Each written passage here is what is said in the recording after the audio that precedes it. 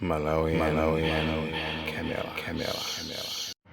1988 pa December 21 December ya 1988 ndege ya Boeing 747 inanyamuka ku Heathrow Airport ku England kapena nene kuti ku Britain, ulendo wake opita ku New York ku America.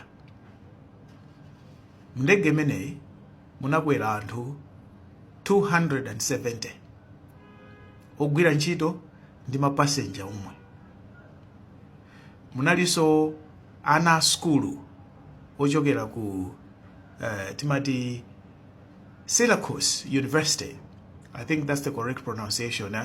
Syracuse or Syracuse University.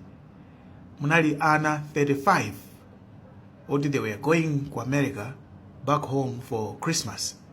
Anali pa exchange program yomwe amapanga skulu ku England. Ndege imeneyi ili kuuluka ikudutsa ku Scotland mu airspace ya Scotland.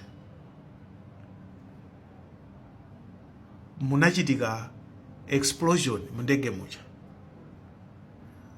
munaphulika kabomba kamene kanabowola bowi pa ndege paja. Chibode cha ndege chija chinabowoka bowi ndithu pafupi polowa mpira wa miyendo, ndipo ndegeyo pomwepo inaduka in half ndipo inagwa kugwera kumalo otchedwa Lockerbie ku Scotland.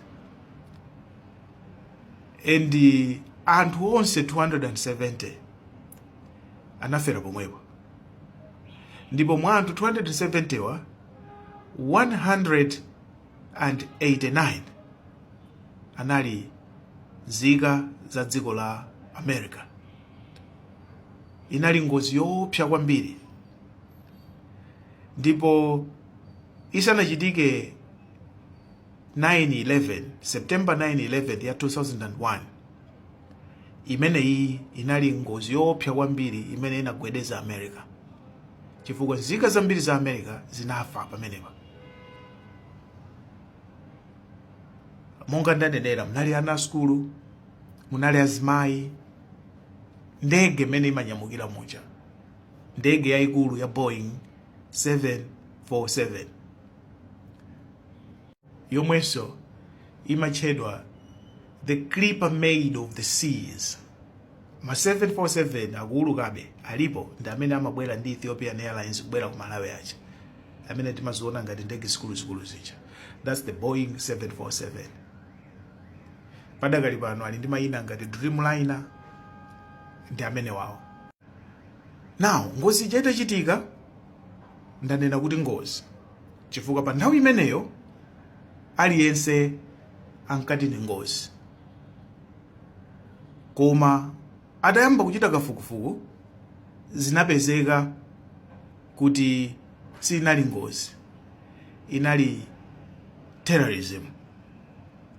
Ndithu munthu anapanga kabomba ndikukayika mu suitcase, anakatenga kabomba kaja ndikukayika mu kaseti ngati radio cassette, atayika bomba nkati muja, ndipo anatumiza suitcase imene ijayo ngati cargo kuti ikwere nawo ndege.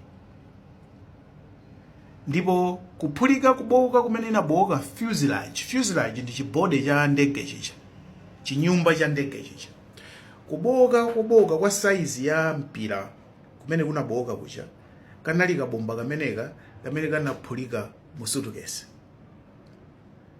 Ndipo zitangoziwika kuti inali bomba, America inapsa mtima, inakwiya, chifukwa anthu ambiri anataya miyoyo yawo, ndipo anthu osewa amafuna mayankho, amafuna apepesedwe, amafuna apeze closure. Ngozi imeneyi inasintha kuchoka pa ngozi, ndipo inayamba kutchedwa the Lockerbie bombing. Mukapita pa Google mutha kupanga search Lockerbie. Lockerbie ndi malo amene wawa aku Scotland. Ndipo mungozi momwemo munafanso anthu 11 omwe ndi nzika za ku Lockerbie. Anyway, anayika bomba limene lindani. Kafukufuku atachitika, munthu amene anatumiza package suitcase imene ku Heathrow anapezeka kuti inali nzika ya dziko la Libya.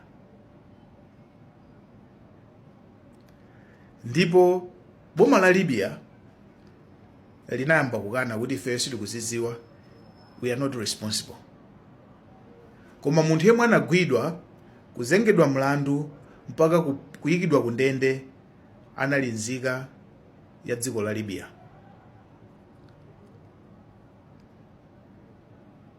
And ku America, ku UK, ningoti ku Europe kose, anthu anapanga conclude kuti Libya inapanga sponsor Lockerbie bombing. Ngakhalebe boma la Libya ndi mtsogoleri wawo Muammar Gadaffi nthawi imeneyo ankakana kuti iwo sizikuwakhuza. Ambiri 1988 munali musanabadwe, nkhani zimene simukuzidziwa. Pokhapokha ngati muli ndi chidwi zowerenga kapena kumvetsera mutha kuzidziwa za Lockerbie bombing. Mu chaka cha 2003 boma la Libya linatulusa statement. Chaka cha 2003 boma la Gadaffi linatulutsa statement yovomera kuti akuvomera responsibility ya Lockerbie bombing. Ndipo linavomera kuti lipereka chipepeso kwa mabanja anthu amene anataya miyoyo yawo. 2003 ndipo maripoti ambiri amene anthu a intelligence anatulutsa ku America ananena kuti Libya chifukwa inali dziko laling'ono la ma-Arabs, ma-America ndi anzawo amalimbana ndi mayiko akuluakulu ndi atsogoleri otani. So Libya imapanga zinthu zambiri koma inali dziko laling'ono loti anthu samaliganizira, amaona ngati lili inconsequential. Ndipo Libya linkapanga zimenezi kuti likweze profile yake, kuti nalonso iyambe kudziwika kuti ndi mabig. Maripoti amene wanatuluka, Gadaffi ndi boma la Libya linapanga accept. Ndi ambiri mumafusa kuti nanga Gadaffi ataphedwa, Obama amapangiranji celebrate. Muziwe kuti ma-Americans anali asanayiwale zimene zinachitika 1988. Ambiri simaziwa nkhani imeneya. Then ndikukufotokozerani kuti pena tikamapanga argue tizikhala ndi information yambiri kumbuyoko. Ine ndilibe umboni unena kuti anawika di bomba mu ndege ku Lockerbie anali ma-Libyans. Ndilibe umboni onena kuti Gadaffi, komano zimene ndikudziwa ndizonena kuti boma la Libya mu 2003 ndi Gadaffi anatulutsa statement yovomereza ndipo anapereka ndalama kupepesa anthu. Mwamvesa? Koma azungu aja anali asanayiwale. Ndemukanena kuti azungu aja amafuna chifukwa cha Africa unity. Ine ndimaona ngati mungosokoneza nkhani, mungophatikiza nkhani. Iyayi amafuna chifukwa dziko lake linalo tukuka amuphe. Anthu anali ndi chidani. Ngati nkhani imene simumayidziwa, pangani, go and read, go and research Lockerbie bombing.